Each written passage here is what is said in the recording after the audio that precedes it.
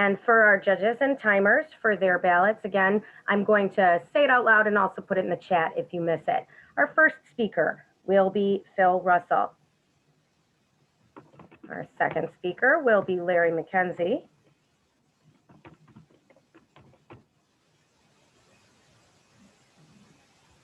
Our third speaker will be Muhkles Rahman. And our fourth speaker for the humorous will be Thomas Heldwein. Okay, so that's in the chat. Interestingly enough, we also did the drawing for the international since we could do the briefing all together. And interestingly enough, it's rather similar, even though they did watch me do the draw. Our first speaker for international will be Erik Schneider. Our second speaker will again be Larry McKenzie. And continuing, our third speaker will be Muhkles Rahman. Our fourth speaker will again be Thomas Heldwein. And we will have a fifth speaker, and that will be Phil Russell, rounding us out. Any questions about the lineup, please refer to the chat, or does anybody have a question? We couldn't have done that by chance any simpler, so hope that makes it easy for all of our roll holders. I will be, for everyone's knowledge, I will be introducing our speakers in a traditional way. However, I also will be doing a sound and audio, like an audio and video check with each prior. So we make sure that our speakers are unmuted. Judges reminder, please do use speaker view. So who is the timer now, or who is the timer? Okay, let's do a timer like you can see. I would love our speakers and our audience to see the timing. Right now, you see Samir and Len having the AM Lockport background in blue. They're both timing and as backup for each other in case someone needs to take care of something. We have the amber, if you guys could show our green, thank you. I'm always doing the order background. So you have the green light, you have the yellow light, you have the red light. Pin one of them or rotate or how it is that you do it for your own timing. Excellent, Muhkles, thank you for that question. So it is traditional. And again, it's at the 5-minute mark will be green, 6 minutes amber, 7 minutes red with a 30-second buffer for all speeches today. Any other questions? Excellent. That's what keeps us strong, keep us on track here. Okay. Our speakers ready. Our judges are ready. Our timers are ready. All judges have been briefed. Thank you, Chief Judge. Everyone has been briefed. Okay, our first speaker today will be Phil Russell. Phil, can you make sure you're unmuted? Everyone else mute yourselves or our tech guys will take care of you. Am I okay with the sound? Sounds great, and you look great. Thank you so much. Beautiful. Okay. Phil Russell. It is all fun and games until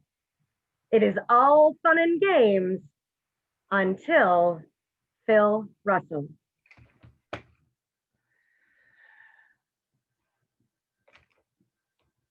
Back in the 50s and 60s, in the old North End, our whole kid world revolved around two corners between Church and Allen and the intersection of Monroe.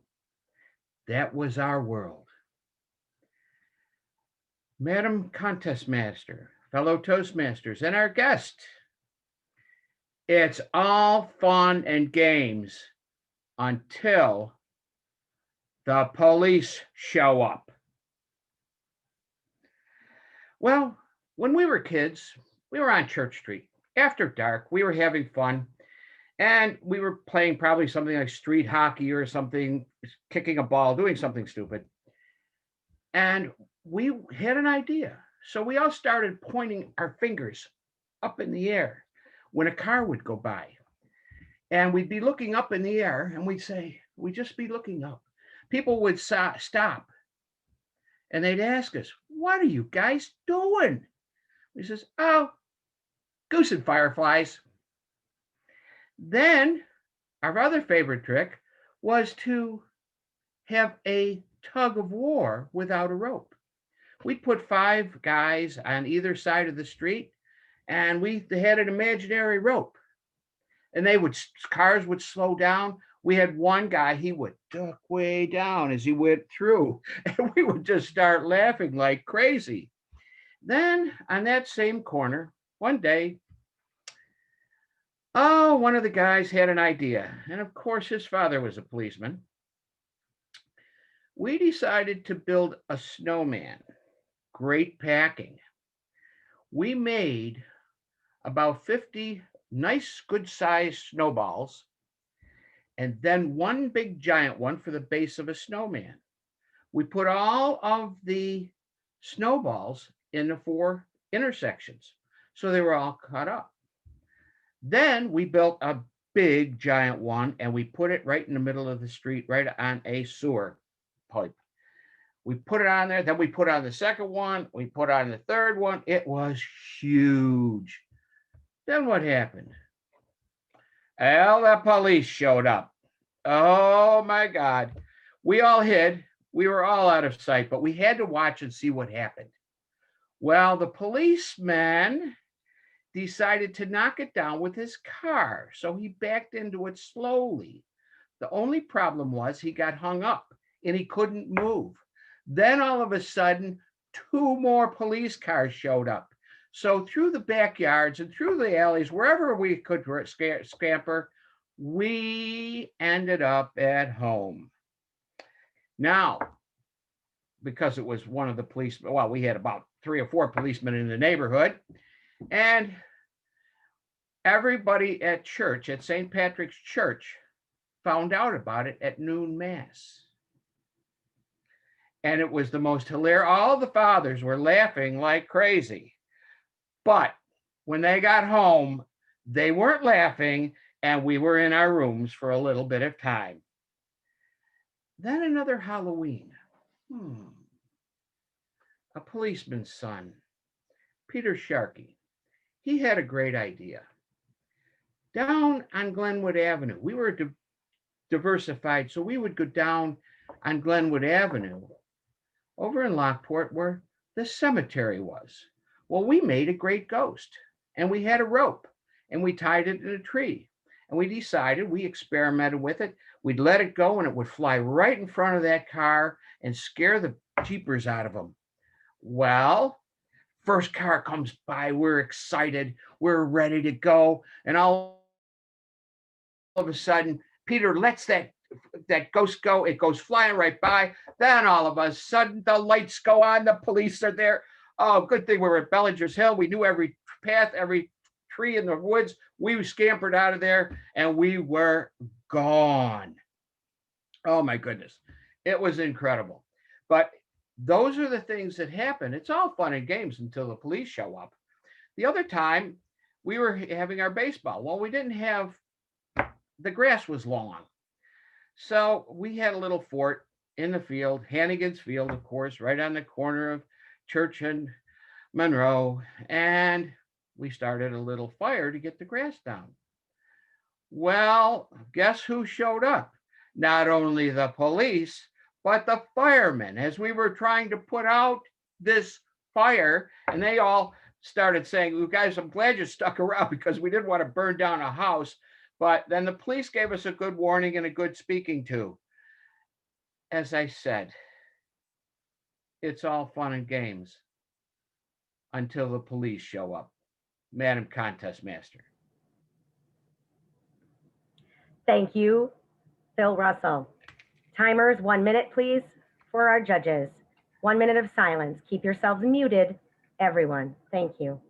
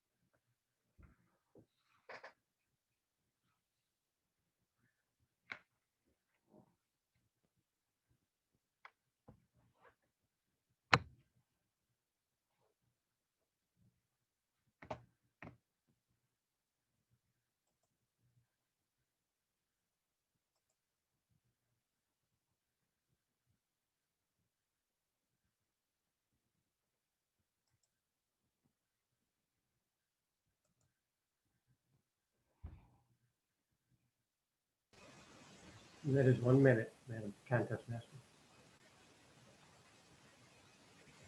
Thank you, Mr. Timer. Our guest admitted from the waiting room. Okay. Moving on, our second speaker today. Okay. Our second speaker is Larry McKenzie. Larry, can you make sure you are unmuted? I am unmuted. Excellent. We can hear you and see you. Are we good? Thumbs up. Excellent. Larry McKenzie. I believe. I believe. Larry McKenzie.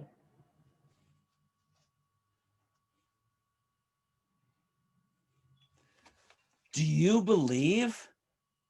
I believe. I have believed ever since I was a small boy. What do I believe in? I believe in Santa. Now, I have to tell you, Santa, some people think he's a myth. Not me. I have believed in Santa since I was a small boy. Have you? Do you still? I have to tell you, growing up, I was an only child, and Santa didn't quite show up all the time. Do you know why? Because, I don't know. Maybe because I would see my mom and dad and they'd be wrapping presents and they put them underneath the tree. And then I'd get up in the morning after, well, actually I'd get up during the night and I'd go out and sneak and look and I'd be watching for Santa. And I never saw Santa. Why didn't I see Santa? I don't know. In the morning, I would get up and I would look at my presents and they were the same presents that I saw my mom and dad maybe putting underneath the tree when I was peeking. Were mom and dad Santa? No, couldn't be. I still believed that he was the big guy, you know, right over here, the guy with the beard and everything. Santa. Well, as I grew up, I decided he's going to stay in my heart. And what I did was I became a Santa's helper. How do you become a Santa's helper? I had a friend, his name was Gene Gardai. And Gene called me up one day and he said, Larry, I need some help. My Santa is sick. Santa's sick? To the rescue. He called me. And so I said, I can help you. What do you need, Gene? He said, Larry, what I need you to do is I need you to come and help me at the mall. I'm taking pictures for Santa. Pictures for Santa? Yeah, you're going to play Santa. I'll take the pictures. Oh, you just have to help me for a day or two. Well, I started on Black Friday helping him. And then it was the next day and the next day, every day until Christmas Eve, 8 hours a day, I played Santa. There was troubles though, because I would come in after I'd worked that evening and then I'd go back in the next morning and Gene would be, Larry, we have 2 schools coming through today. Not a lot of pictures perhaps, but they're going to come through. So Santa'd be sitting up on his chair and with maybe 3 hours sleep. And the children would come through the line and they would come up and sit on Santa's lap and they would have an opportunity to say what they wanted for Christmas. There were times though that Santa, because he was so tired from working at the North Pole, took a little nap.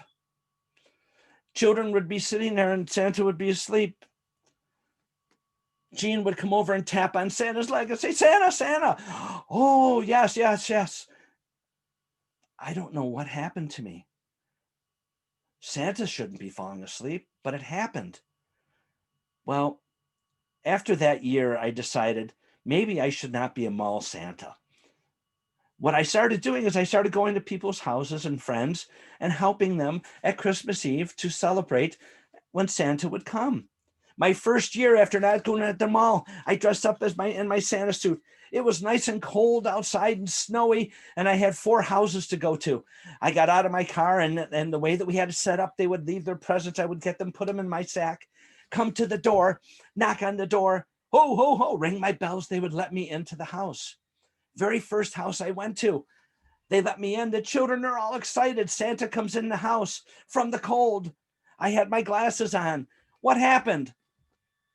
My glasses fogged up. I couldn't see. And I had to go up 4 stairs to the top. I climbed up the stairs. They helped me into my seat. Santa sat down and the children came. And now there were 2 little girls and a little boy. Santa's glasses were all fogged. I couldn't see. I didn't know who was the girl and who was the boy. So I did the best I could.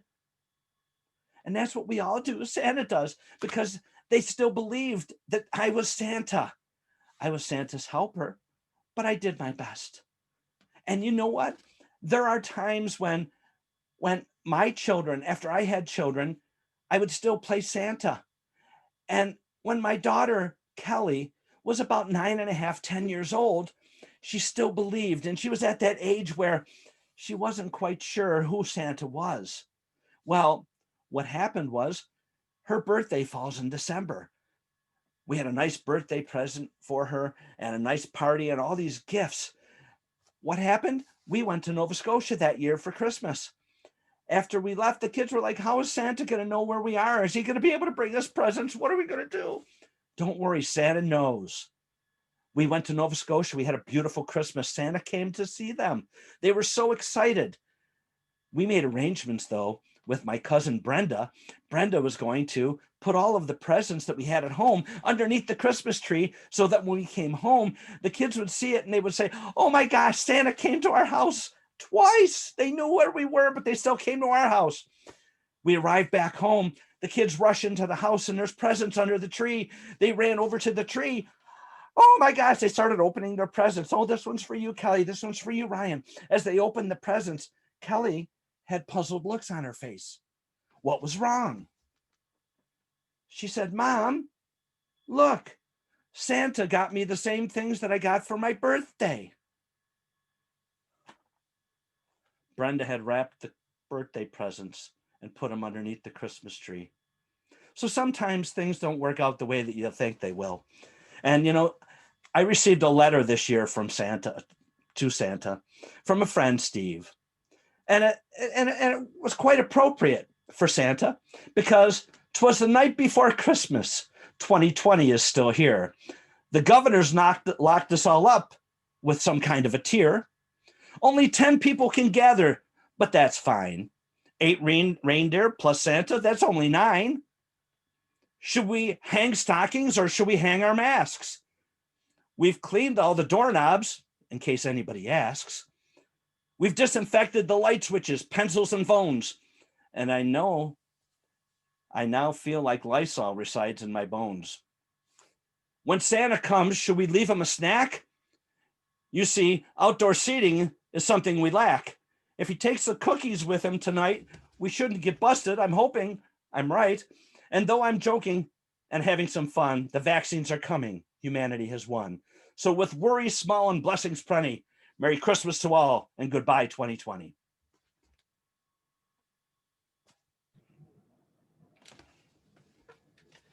One minute silence, please.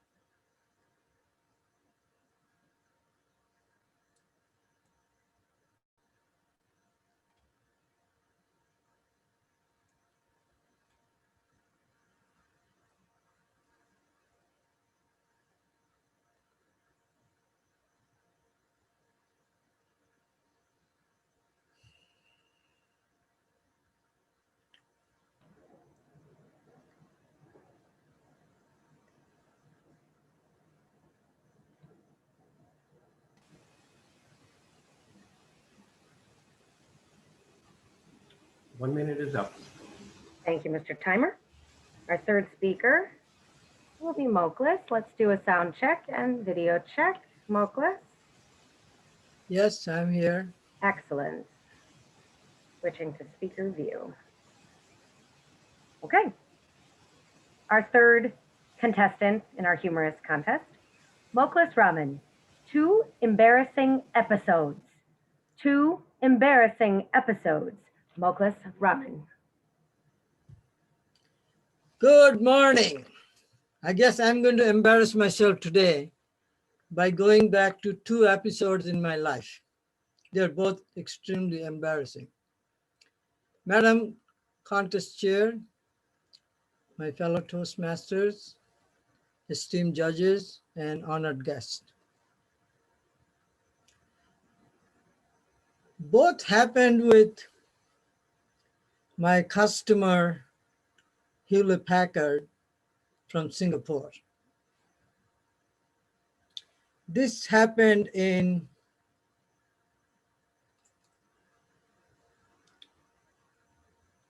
a restaurant called Esmeralda, which you see behind me. It's a fine Spanish restaurant. We were 20 of us partying. And the fun part of this party was after eating, we are supposed to break the plates, just like the medieval times. I was all excited. I went there early and found myself among my friends, colleagues, and customers. We sat around, we were served with a delicious meal. Guess what? I went fast. I started eating like chopping. Why? I want to be the first one to break the plate. So I did finish first. I picked up my plate without realizing there were people who were rushing towards me. I lifted it and banged it on the floor and the shutter and the noise. And I said, wow. But then I realized some of the faces were pretty sad. Do you know why? The plate that I broke was worth $70 to $100 a piece. And the staff were handing down cheap dollar plates to all the diners so that we could break the cheaper and cleaner plate than the expensive dinner plate. I was so embarrassed. But the clamoring continued. Everybody broke the plates they were supposed to be broken. It was embarrassing, but it was fun. I didn't realize that I was supposed to wait for the cheaper plates. That's all. 1 year later, we invited the Hewlett Packard to our retreat or recreational farm in Castalia, Ohio, where we usually take customers for entertainment, fun, and games. And one item is fishing. Again, being the determined guy, I really spent almost 2 hours trying to catch a fish among 400 or 500 freshly stocked fish in the creek. None of the fish wants to eat the hook or get hooked at all. I was so tired and almost giving up, and then I realized a big pool. I said, wow, I got it. But it took me half an hour to pull it to a point where the fish was tired and I was tired. After half an hour of going back and forth about half a mile, the fish was so tired that it stopped moving. It was right at the side of the creek bank. And I got excited. I said, I should go and pick it up, because if I go for another half an hour, I'll be dead. So I jumped into the water, picked up the fish with my 2 hands, and then scooped it to the ground. That was well done. I didn't feel there was any problem. There is no rule that you can't scoop the fish out. And then the fish awoke and it started jumping to get back to the creek.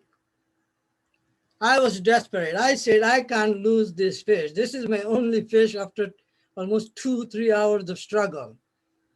As it was jumping back and it almost went into the water, when I realized I had a chance to use my soccer skill.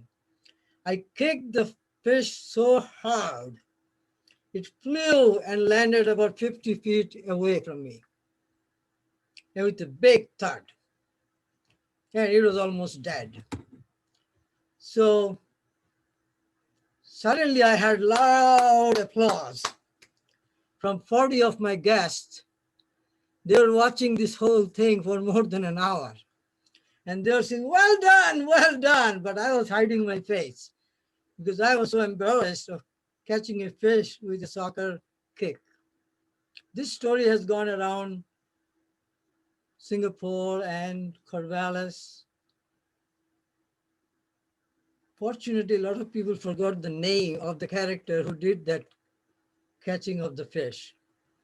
So I was safe. I still sometimes can hear all the loud and cheers. Those are two embarrassing episodes of my professional life, if you can say. I was with my customer, but it's long forgotten. It's still for fun. Madam Contest Chair. 1 minute silence.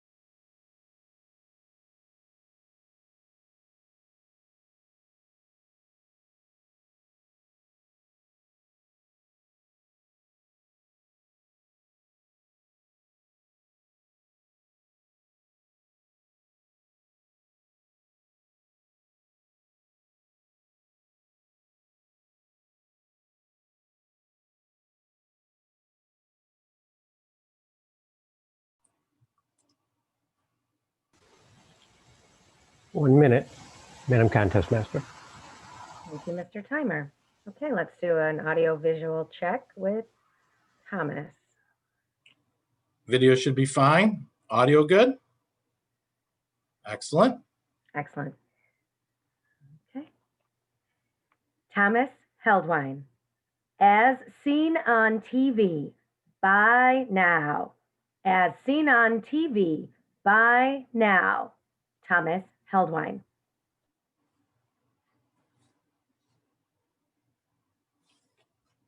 Don't change that channel. Don't click skip this ad. Don't close this video. I have a real secret that I can share with you that will affect every minute of the rest of your life. Do you have time? Just enough time for watching a movie every week? Maybe you don't have the time and you want to figure out how to better organize your life. Well, there's a secret organization that you will hear of, but maybe don't know where to find them. I'm going to tell you all about them and where to find them. One of the things that you'll learn is better skills. Have you ever been at a party and want to break the ice? Well, you can learn how to be a real icebreaker. Maybe you're already good at that. You can work on your pace or maybe even your tone. Maybe you need help when you're at work. Well, you're going to hear so much about leadership and leadership styles, you might even become an expert at it. Maybe you have to give presentations at work. Well, this organization will help you with that too. Many people that you probably know are already members and you're missing out. What you need to do is listen, and I'm going to tell you all the things and benefits you'll get throughout your life. We've already talked about parties and social interactions. Well, how about spontaneous conversations? A master of topics, maybe. Being able to come off and discuss a subject clearly. Control your pauses and your ums Well, that may sound interesting, but what if I told you this could also be a financial boom? How would you like to be able to understand evaluations and feedback when you at work when you're being evaluated, and how to give it if you're a manager? Being able to know how to give hard criticisms, how to sandwich it so that the person can have a good experience and learn from your feedback and evaluations. You might be able to negotiate a better salary by remaining calm and not being as nervous. Well, that all sounds good. Well, there's even more. You want to be more knowledgeable? There's opportunities for research. Pick any subject, learn more about it, share it, and learn how to better organize your thoughts. Maybe that's helpful when you're discussing things with friends and family at work or just day-to-day life. How often do we get sidetracked? Well, would you like a mentor? Would you like all the other members of this organization to help you?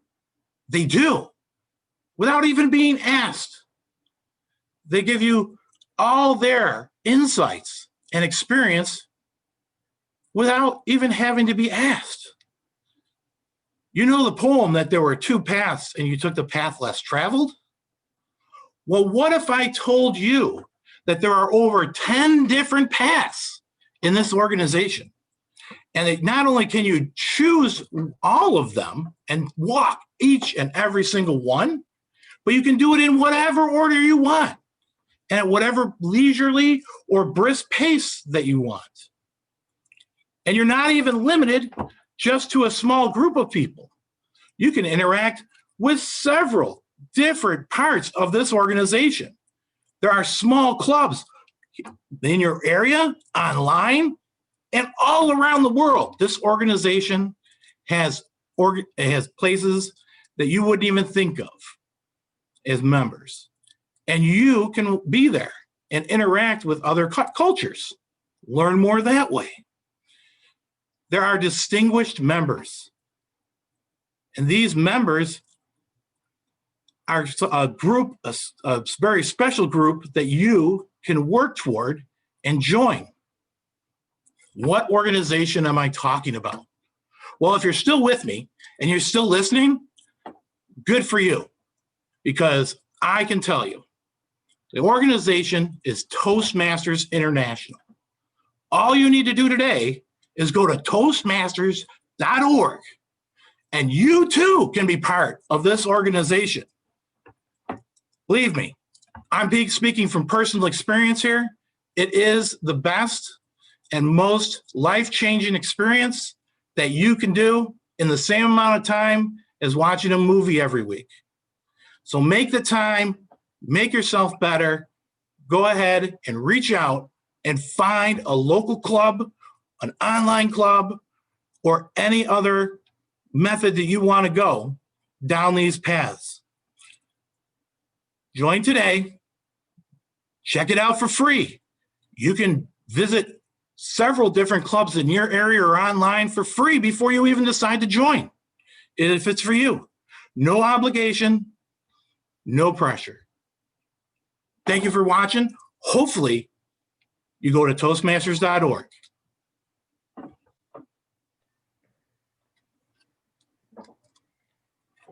Timer, please, set for 2 minutes, as that is our final speaker in the humorous round. 2 minutes silence.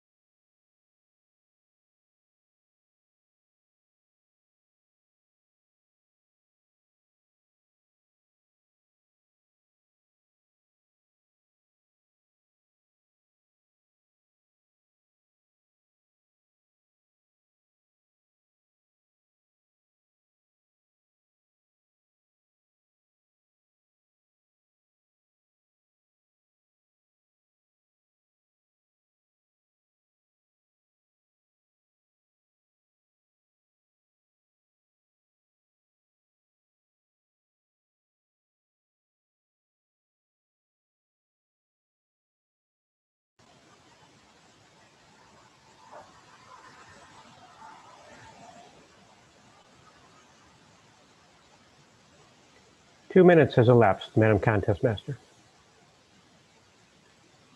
Thank you, Mr. Timer. In typical meetings, we might have a break at this point, but we will not. We will roll into the international and tabulate at the end of both contests. Okay. Our contestants, again, we listed in the chat in order. Our first speaker will be Erik. Our second speaker will be Larry. Our third speaker will be Muhkles. Our fourth speaker will be Thomas. And our fifth speaker will be Phil. Okay, let's do an audio visual check with Erik. All set, Kate. We can hear you. Great. Okay. Erik Schneider, my learning disability does not define me. My learning disability does not define me. Erik Schneider. Thank you, Ma'am Contest Master. And good morning, fellow Toastmasters and most welcome guests. My learning disability doesn't define me for who I am. I define who I am. This morning, I'm sharing my triumphs and defeats through having this disability. It all started back in the late 90s when my parents found out that I have a learning disability. I was initially identified as a youngster with a speech language impairment. Then it was later I changed to learning disabled when I entered 7th grade. This has been a very difficult journey, not only for my family, but for me. My father had to really lay down the law, so to speak, to make sure nothing was going to happen to me. I've been through doctors, I've been through speech therapy, I've been through special education classes from 5th grade to 8th grade. The teachers didn't think I was going to make it, but I pushed myself. During my school career, was it difficult? Yes. Did I give my family grief even though they're trying to help me? Yes. My family wanted me to do my best to succeed. My dad had to beg my older brother to stay home to help me instead of him moving out. My mother also pushed me as well because she knows I can be successful and independent.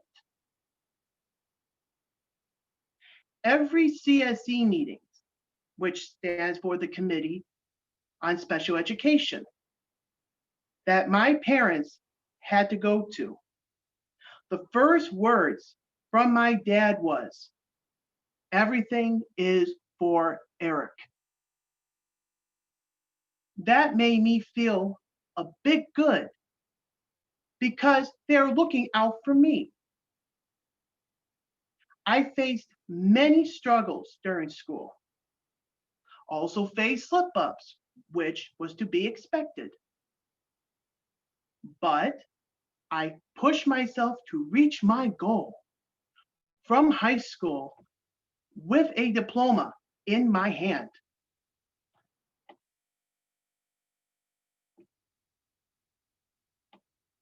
I have overcome my learning disability. I did it through having my own responsibilities, which includes having an apartment, a car, and having a full-time job being a housekeeping foreman. I also give a lot of credit to Toastmasters. I've been a Toastmaster for almost 5 years. I held officer roles like Sergeant at Arms, Secretary, VP Membership, VP PR, Vice President of Education, and Club President. My friends in Toastmasters have seen my improvements and helped me keep me going. Toastmasters is a family that I am proud to be a part of. We encourage each other to always strive to improve.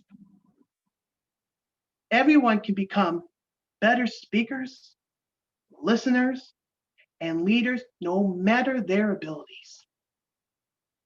I can't imagine life without being a part of Toastmasters. This disability gave me a choice: road to failure or road to success.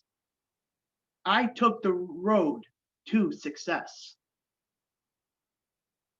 There is a saying that we still use in our society today: the sky's the limit. In conclusion, my learning disability doesn't define who I am. I define who I am. Ma'am Contest Master. 1 minute silence.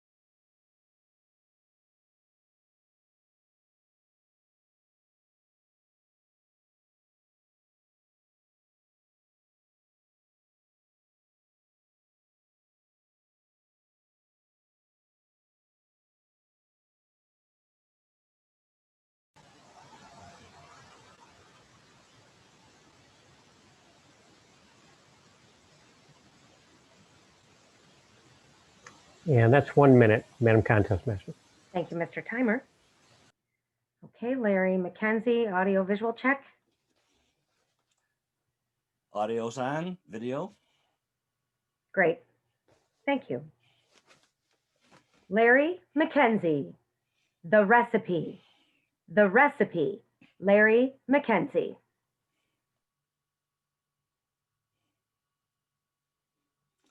Were you ever awakened out of a deep sleep? I have. When? I'll tell you.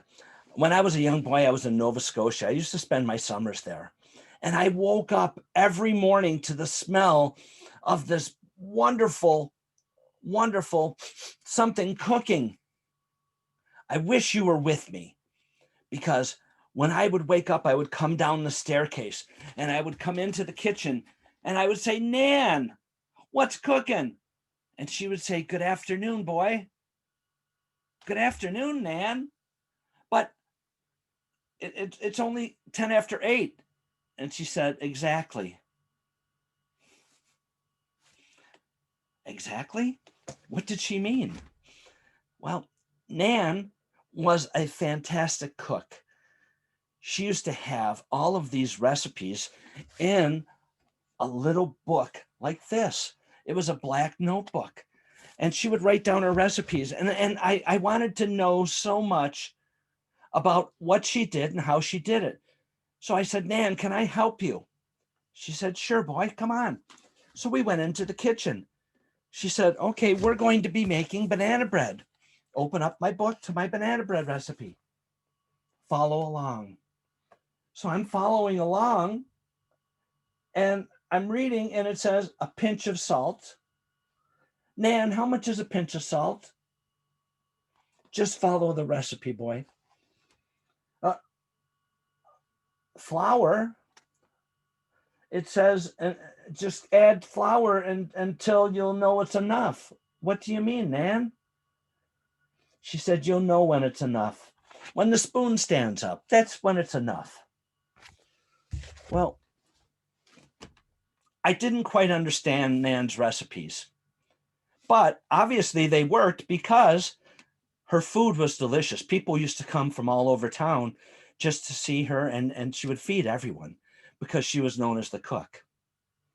Well, I would return back to Niagara Falls the end of summer, every summer, and I would go back to school. And one of the things that she would always ask me is, what do you want to be when you grow up? And she made me think. I don't know, Nan. I would like to be like every little boy. I wanted to be a soldier. I wanted to be a policeman. So it makes you think, what do you want to be? I don't know. So as I progressed through school, I decided I wanted to be an electrician. No, maybe I wanted to be, oh, I know. I think I want to be, I'm not sure. Did you ever have that problem where you weren't sure exactly what you wanted to do and how you were going to get there? Well, I've had many jobs throughout my life. My first job was at a bowling alley. Then I worked at Tops. From Tops, I went to work at a place called Airco Carbon. Airco Carbon, they made carbon for steel mills. From there, I bought a tavern. Why would you buy a tavern? I was 21 years old. Why not? Well, from the tavern, I learned a lot of things. I grew up very quickly, but I still wasn't sure exactly what I wanted to be. Did I want to be a businessman? Did I want to be a bar owner? Well, I sold the bar. I still wasn't sure what I wanted to be. I wish you could have been with me on this journey, because through life, I've been on so many different tracks, as probably many of you have. You've probably wandered from this place to that place, not knowing what you were going to do next. I can remember my dad saying to me, what are you going to do with it? What are you going to be? When you're going to get like a real job that you know what you're going to do? I don't know. Well, 1989, that was many moon ago, I started a company, which was an entertainment company. I finally found my niche. I knew exactly what I wanted to be. I wanted to be an entertainer. Well, there's a lot of ups and downs, the same as with any job. Well, what I ended up doing was trying to figure out everything, but it didn't all work. Why? I don't know. Maybe I wasn't prepared. 1993, I got asked to be the MC for the United Way luncheon. I got up on stage, 1,200 people at the Niagara Falls Convention Center. And guess what happened? They handed me my speech as I was walking up on stage. I flopped. Why? I had all of the facilities, but I didn't have all of the right parts. Did you ever have those problems when you tried to do something and it didn't work? Well, I thought back over the years about that conversation I had with my grandmother, Nanny Kelly. What do you want to be when you grow up, boy? I don't know, Nan. She said, one day you'll figure it out. And maybe you'll be awakened. Because it's the same as my recipe book. Because in my recipe book, it gives you all of the details and everything you need to make it perfect. And I'm thinking to myself, well, it doesn't have everything there, because in the recipe book, it said a little bit of this, a little bit of that. And she says, exactly. Because the same with a recipe as with life. You have to make changes in order for things to continue in a way that makes you successful. And those little things are things that you learn from a childhood that's carried through in the recipe of life. Madam Table. 1 minute silence.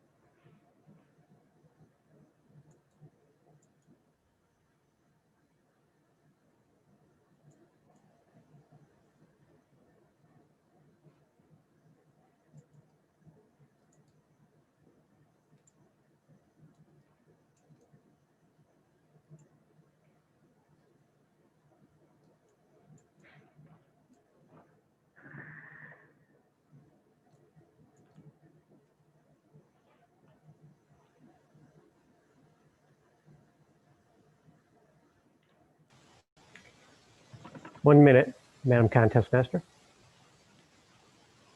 Thank you, Mr. Timer. Our third speaker, let's do an audio visual check with Muhkles. I am ready. Okay, great. Muhkles Rahman, my Singapore experience. My Singapore experience. Muhkles Rahman. Good morning. How many of you like to travel? And maybe a quiz. How far is Singapore from Niagara Falls? The answer is 9,367 miles from Niagara International Airport.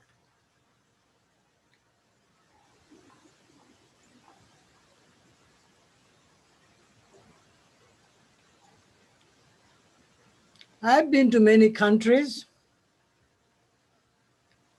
in Europe, Asia, America, Caribbean islands, and South America.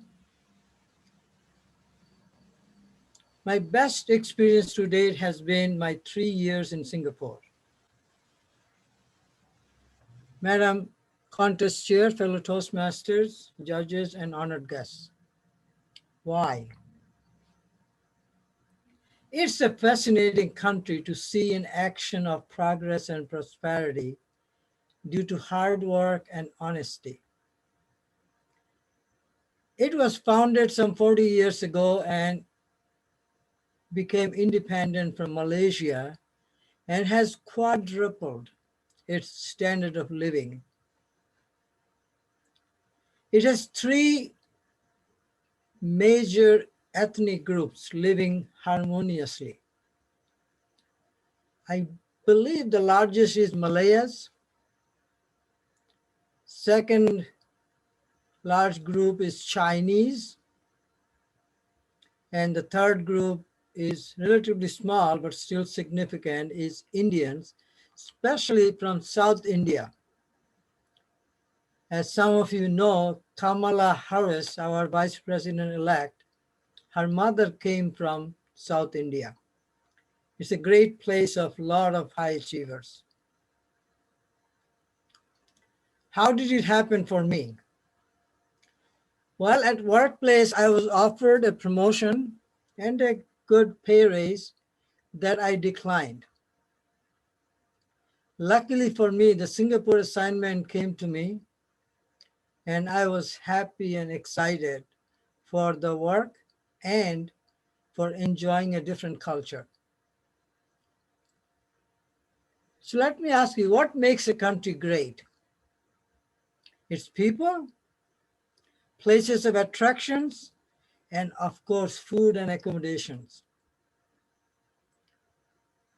Singapore is a great destination for businesses because of its friendly and efficient workforce, as well as a very supportive government. They're very friendly, hardworking, and honest. It was easy to recruit good quality talent, and you don't have to watch them every moment to get the best. Number 2, it's a very clean country. Some of you may know you cannot chew gum in Singapore. Do you know what happens if you chew gum? You get caning. And even the American government could not stop the process of punishment. Police are everywhere, mainly for preventing and stopping crime. In my 3 years, I stayed in the best of the hotel, like the Shangri-La 5-star at the city center. Also spent some significant portion of time at the Shangri-La Sentosa Island Resort, which is on a beach that you see in my background. I could wake up to the sunrise and watch the sunset walking on the beach. It was super. A second attraction for me in Singapore was the Botanical Garden. It also houses the world's best orchid, in my humble opinion. I used to go there almost every day, if not once a week.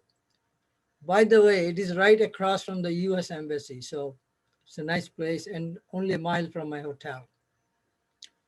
In Sentosa, I enjoyed two other things that were very interesting. One is a koi pond with about 5 to 10 pound koi fish of 3 to 500 of them. I don't know if I can share it. I hope all of you know what a koi fish is. It's those carp with colorful backgrounds around them. Some of them are very expensive, maybe $50,000, $100,000, but most are about $1,000. And you could feed them with your hand. They would come and just like a goat or small animal, it can be fed from your. The second thing that I enjoyed in Singapore or in Sentosa was a colorful water fountain show that happened every evening for almost an hour. And I thought that was fun.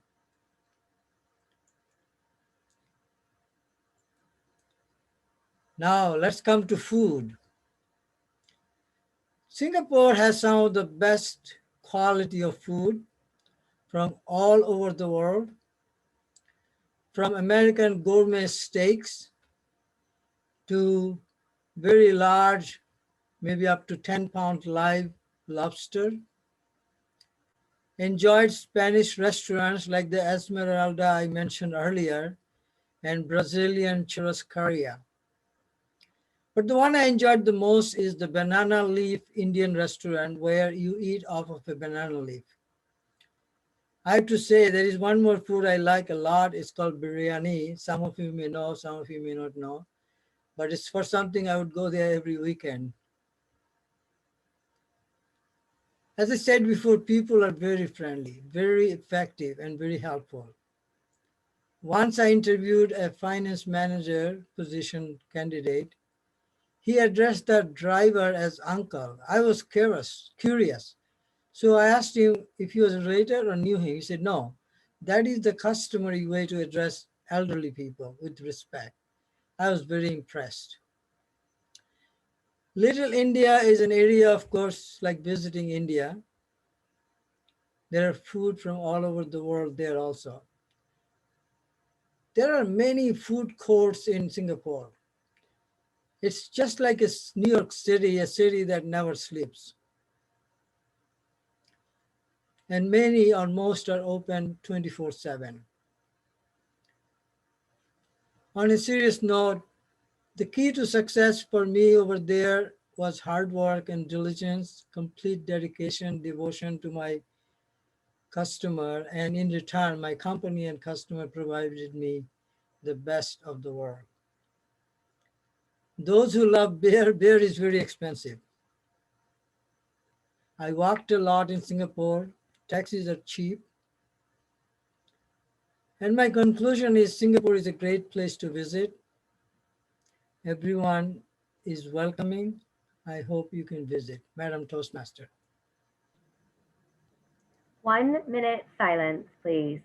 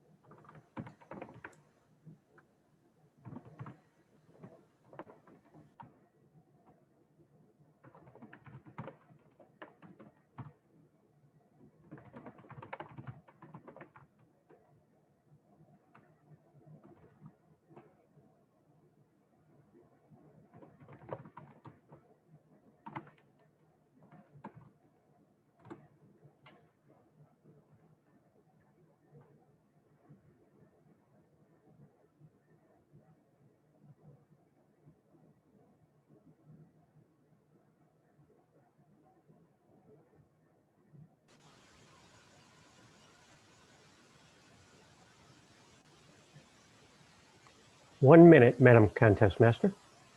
Thank you, Mr. Timer. Okay, our fourth speaker is Thomas. Let's do an audio visual check. Visuals looks good. Audio okay? Thumbs up. Thank you. Excellent. My wife started the dishwasher and I was afraid she was sabotaging. Thomas Heldwein, where to start? Where to start? Thomas Heldwein. Hello. We hear a lot about feedback and evaluation. How often and how much time do we spend looking at other people, making staff decisions, watching a small tidbit on television, a little tiny clip, and making huge evaluations on these people or on the situation? Let me ask you, how much time do you spend doing that to yourself? Where to start? Changing things in the world and changing how everything is going in your life starts with you. For just a moment, I'd like to prove a point. Close your eyes. Now think of all black with just a single spot of light.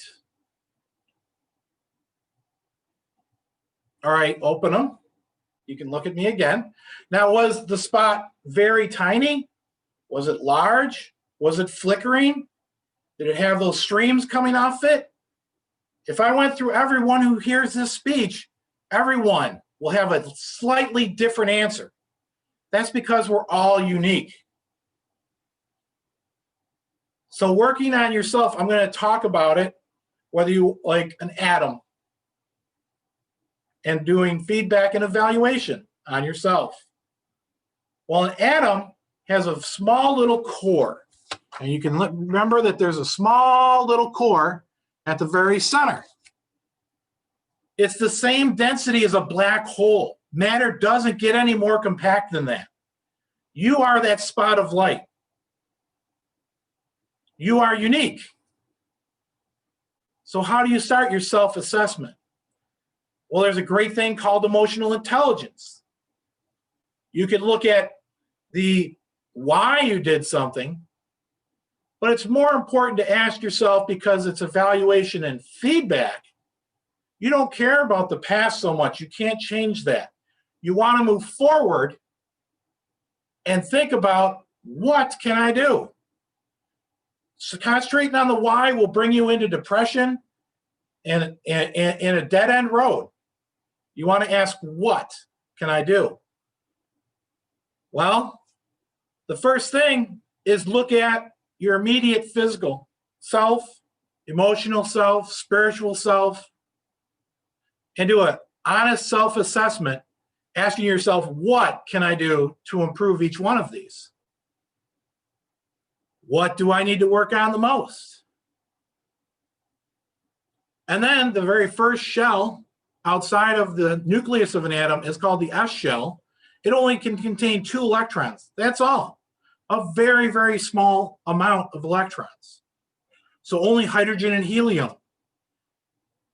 Well, the nice thing is, once you move out to that first shell, and we're going to go ahead and draw that, the first shell is fairly close to the center. It's everything close to you. If you own it, you can fix it. It's yours. You can make your bed. You can tidy your kitchen. You can go through your finances and balance your checkbook. You can work on your physical health. You can get medical checkups. You have all these opportunities. Well, where do you go from there? Well, the next thing to do is to go out even further. That's the P shell. Okay? That's people. Well, who are the closest people in your life?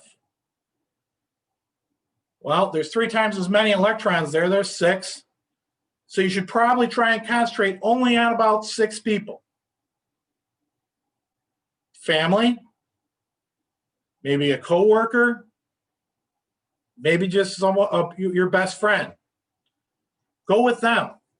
Talk to them. Have honest interactions. Listen to what they have to say.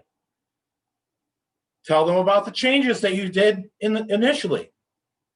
How are we going to get in, grow and get better?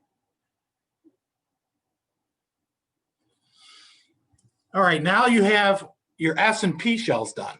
The last one's the D shell. This is one where it's really far away. All right. This is exactly where all the evaluations that you get at work, on a Toastmaster speech, or anything else come in. You don't have a lot of control over these, but they can feed into the others. They can charge you. If you lose one or two, you become negatively charged. You want to keep them all, keep them active.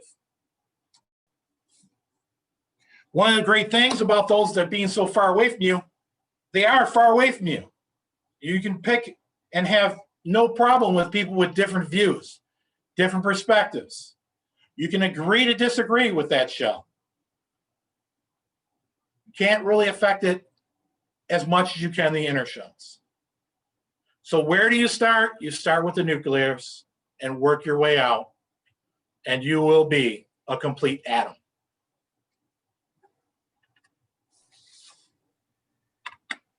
One minute silence.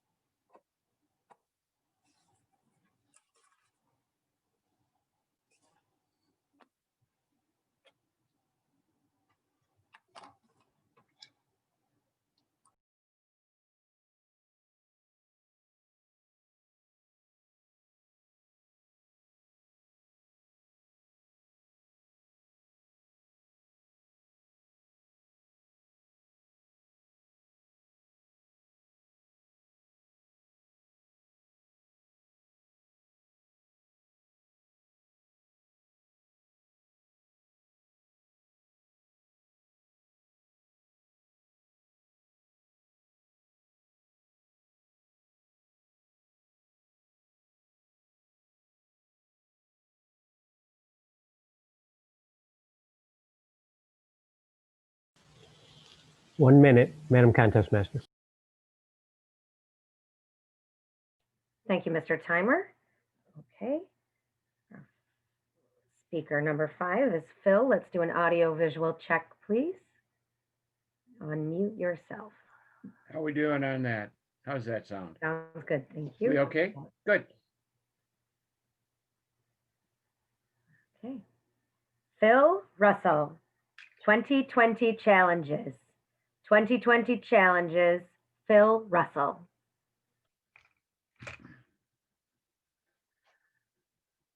Born in 1947. That classifies me as an old coot. That is the first half of the last century. So I'm an old coot. And 2020 started out pretty good. Newly married, remarried, doing things I want, doing some substitute teaching. I love teaching elementary school. It was fun. I was working in finance. I loved it, working with people. It was great. Then COVID-19 hit right between the eyes. Madam Contest Master, fellow Toastmasters, guests, and all you people out there. Technology, what a challenge, especially for old coots. Old coots, well, first the phone came in. The phone. I got to figure it out. But before that, it was the computer. We were figuring it out. They both came in at the same time. I figured it out. I was working with MetLife. I had a cell phone. It was about 20 pounds. I carried it around over my shoulder. I had a laptop computer. I'd carry it around in a suitcase. And you were overburdened. You go in and speak to somebody, and you whipped out all this great technology, and they didn't have a clue what was going on. Well, it was technology. Well, we learned how to use it. The phones went to the 15 pounders to a really nice little smartphone. Works great. Except that when you use the computer and the phone at the same time, it gets a little confusing. In fact, I just got a call from my son. He'll call me back later, but it was confusing. Now with COVID, Toastmasters, Zoom. How great is that? First time I used Zoom, I used the phone. It was cool, but I was very distracting because I was moving it around, doing all kinds of things. I could only see one person at a time. Then I learned how to use the computer with Zoom. Now I can see every one of you if you are on, if you have your video on. That's great because now I can see all of you. So it's like being at a meet. And so what I want you to do, I want you to use the computer, not the phone, in Toastmasters, because in a Zoom meeting. I've been doing these things with businesses. We go to meeting. There's you can go through Google, all these other free sites, and you have some that are paid sites. And it's almost like you're right there when you use it. I can see you. There's Carol, there's Jackie, there's Gerald, Sam, Larry, Tom, all of you are there. I can see you. And if I look into the camera, you can see me looking at you. That's great. So this is what happened. Now, next step, that green screen behind me, technology. In the first part of the meeting, before things were going on, I was probably driving you crazy. I could change this around. It was very distracting. It would drive you absolutely nuts. But then I learned how to block you out, then bring you back. Wow, isn't that something? It was great. It's now I'm learning something new with the help of my wife. She got me the green screen. I have a light right in front of me. That's why you can see me a lot better rather than using the orange light over here that makes me an orange man. I can change this light. It's hooked right through the computer and I can do all of this stuff. Now, that's the technology challenge of 2020. Now we get into the masks. Well, the Chinese brought us the COVID. Well, fortunately, they also brought us the masks. Now they break, they're terrible. These things really, in stopping a virus, throw them out. They aren't worth anything. They don't work. It's just crazy. It just doesn't work. Now, but I have a sister, a nurse, and she is in quilting and she makes masks. How about this one? This one, it's double coated. She makes it a little bit because she's really worried because she's a little bit older than I am, a little older coot, and her husband, and they have a few health issues and they're really concerned. So she makes masks. My first one, the pirate mask, it works great. It works unbelievable. Then she came up with the Bills mask. Oh, wow.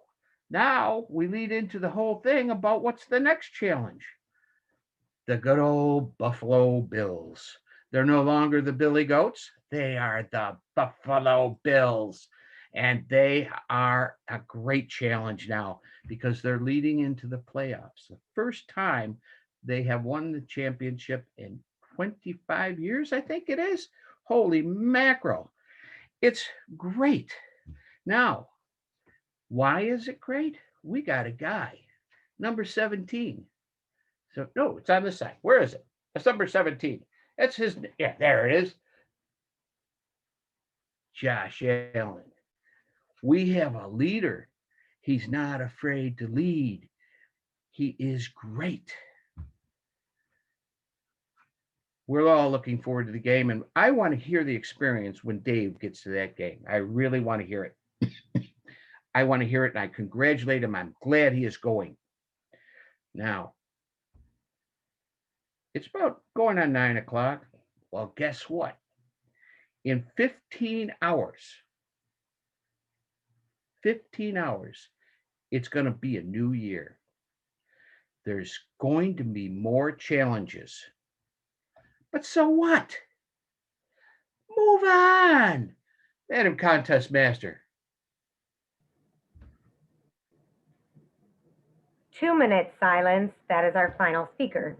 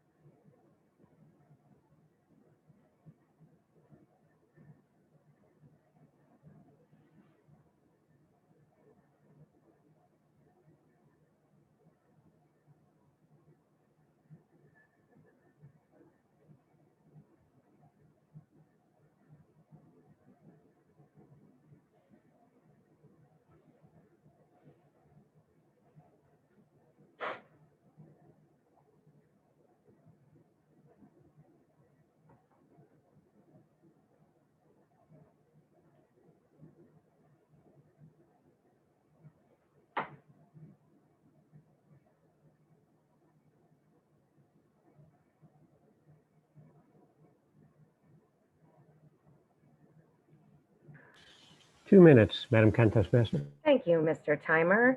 I will now ask our voting judges to complete their ballots and our counter to collect them, for our chief judge to receive the timer's records, and they will then be sent to the breakout room, our chief judge and counter. Madam Counter, if you could just let us know when you received everything.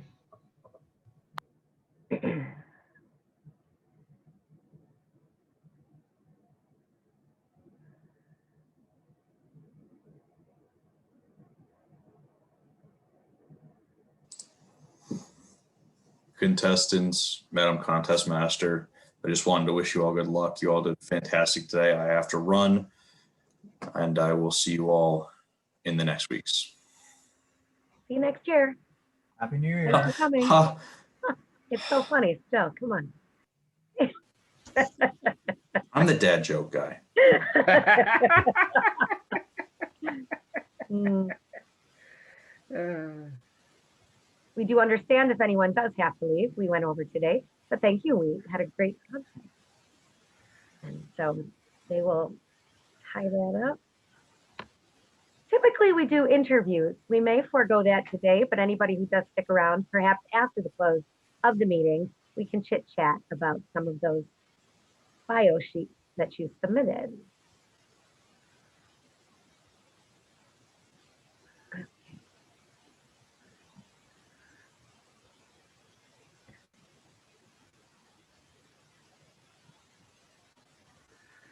Zoom speech. What was my Toastmasters stuff?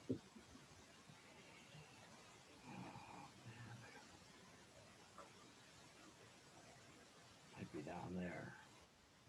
Well, only a few of you raised your hands earlier when I asked if you had participated in a Zoom contest yet. Now you all have. So one more box to check on your progress. Chief Timer, sorry to interrupt you, Contest Master. Not at all. If you could indicate to me how the timing went on the last, okay. The counter has indicated that all the ballots have been received. So if we could go to the breakout room. that'd be great. I believe all the judges can join their room by themselves. I can't forcibly move you there, but if Yeah, you can breakout rooms, you can enter. Yeah, I'd prefer not to have the judges in with me in the counter. It's Just the chief Okay. judge and counter. Gotcha.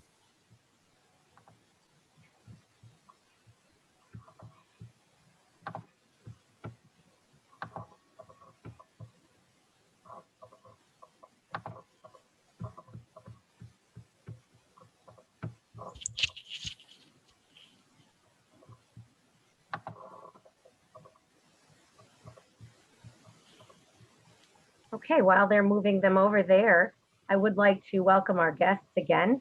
We have Dick, who is from Rochester. Are you on, Dick, still? Thanks for attending today to our contest. I don't know if he's still right there, but we also have, oh, good, yeah, there I'm you here. are. Thanks, Dick. Yeah, What did I you enjoyed think it. about 'Cause our meeting today? I had to run my own area contest in February, so this is a good experience, watching a club contest. Well, thank you. If you have suggestions, please let us know, or questions, reach out anytime. Well, I've certainly enjoyed all the speeches. It was wonderful. You're welcome to join us at any time. And if you'd like to leave your club's information, if it is an open club, you may leave that in the chat or let us know by email or Facebook. And I see John came on. John, are you there? You did unmute yourself. I did, and I've now put my video on. I'd like to also congratulate you, the entire club, for running a very seamless meeting this morning, contest meeting. You all should be congratulated. And I have taken away several points, which I hope to bring to the area contest, and was in the process of writing to you a chat asking for some opportunity to pick your brain a little bit about some of the dimensions of your practice, breakout rooms in particular, countdown screens, and some other takeaways. I don't want to waste the time this morning, but would certainly love an opportunity to gather with some of your leadership so that I can impart what you do so well with other clubs in the area and of course at the area contest. So thank you so much. Thank you, John. And feel free to stay around for our post toasties afterwards. And we are happy to answer questions then, or like you said, in the future. Terrific. You're fine.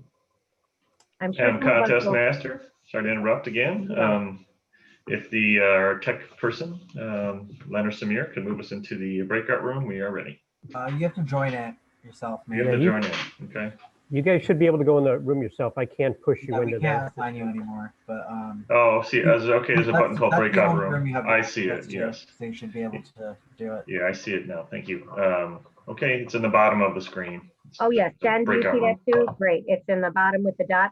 That's a good lesson for all of us, because even when we did the practice yesterday, I don't think that that's exactly how it worked. The changes of Zoom, it's upgrading or updating all the time. So now, like Len said, you join yourself. I also didn't see that. Yeah, we have Jen and Dr. Stevens in the judges room now. Fantastic. And So they Tom are Moran. Okay. Missed it I before. don't think it will take too long. So like I said, I don't think we'll do the interviews today, but I know we also have members who didn't have roles. I thought it was great that you came as audience. And I want to say, I think best hat goes to Carol and David and Jen. She's out now, but nice hats, folks. Thank you for getting into the spirit. That was much appreciated. Any questions about today or next year? The schedule for next year, for anyone who didn't see it, the day before Christmas Eve, I did put out the Q1 schedule by an email. I will update it onto our website this weekend. So if you have any changes or you need to be out of town, thank you to those of you who did already send me updates or corrections. I tried to rotate everything around from this past quarter, but if you need to reach certain goals or need to make changes, that is something we can accommodate, of course. So I put that out in an email on a spreadsheet format. So take a look or let me know if you need that again. And please let me know again by this weekend.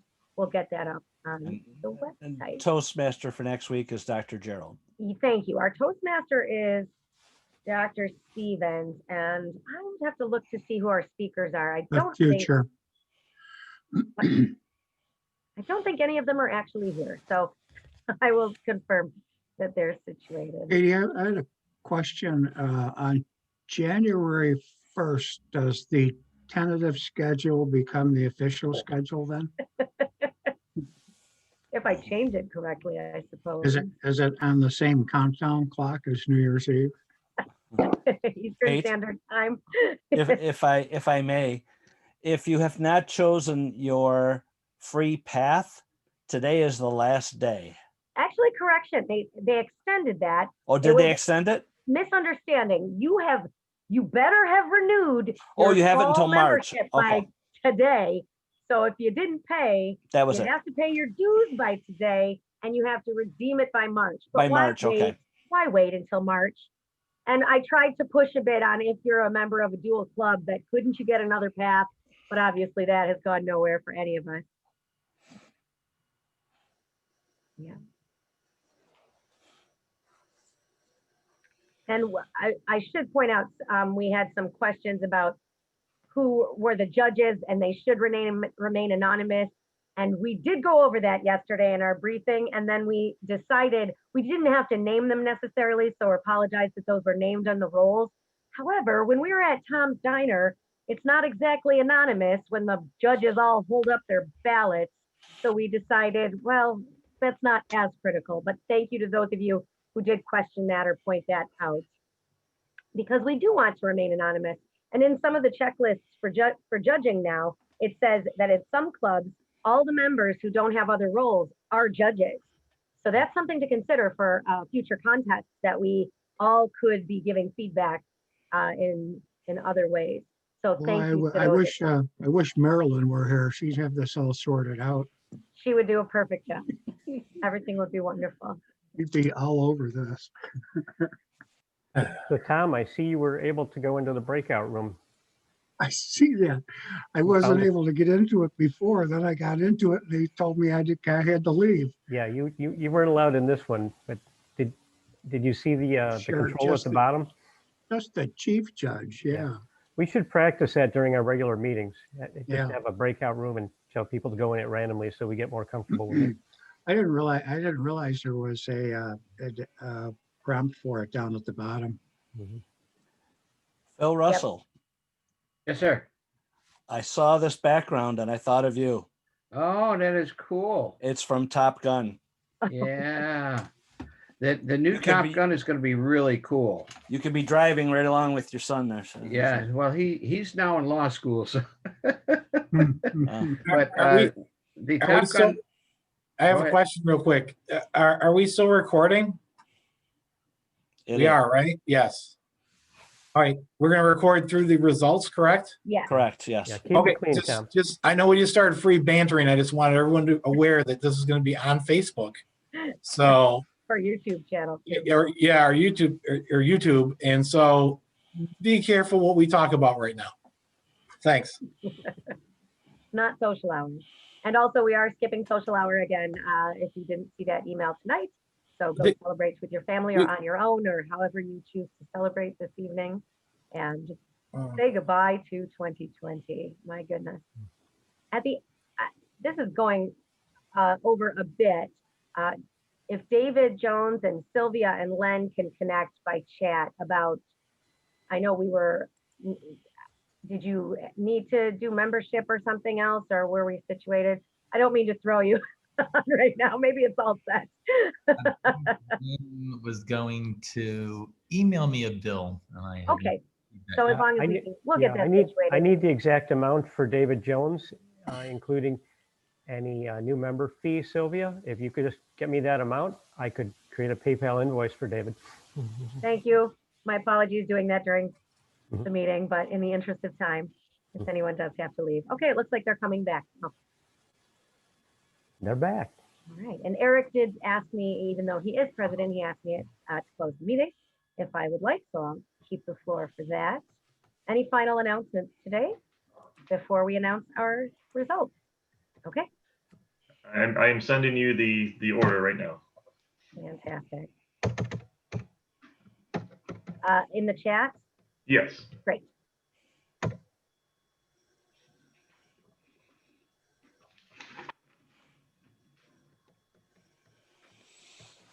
And Kate is going to be personally dropping off trophies, right, Kate? Oh, yes, and delivering trophies and medals next year sometime.